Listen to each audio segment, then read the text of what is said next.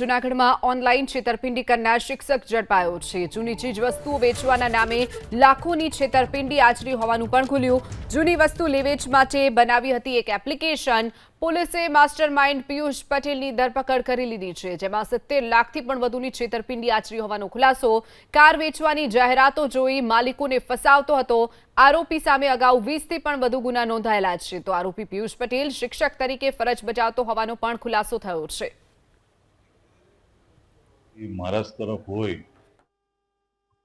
એવા તપાસ દરમિયાન અમને ધ્યાન પર આવતા એક ટીમ અહીંથી રવાના કરી અને એ ટીમ દ્વારા આ જે વ્યક્તિ જે છેતરપિંડી કરનાર છે, વ્યક્તિ જેણે પોતાનું નામ ધવલ પટેલ આપેલું, એ વ્યક્તિને ત્યાંથી હસ્તગત કરેલ અને પછી એને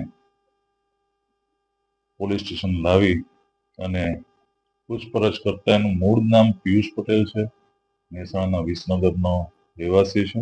આ રીતના પોતે કાર 24 ની એની પાસે ફ્રેન્ચાઇઝી છે એવું કહી અને જે વ્યક્તિને કાર ઓએલએક્સ ઉપર કે વેચવા માટે મૂકી હોય તો એની ડિટેલ મેળવી લે, તેનો સંપર્ક નંબર અને કાર વેચનાર વ્યક્તિને એવું કહેતો કે તમારી કારની કિંમત હું વધારે સારી કિંમત અપાવીશ, થોડા પૈસા વધારે અપાવીશ। એટલે જે કાર લેનાર છે એની પાસેથી કહે કે પોતાની પાસે કાર 24 ની ફ્રેન્ચાઇઝી છે અને આંગળીયામાં જે કારની કિંમત નક્કી થઈ છે એ આપવી પડશે, તમે પૈસા આપશો એટલે 2-3 દિવસમાં તમને કાર મળી જશે।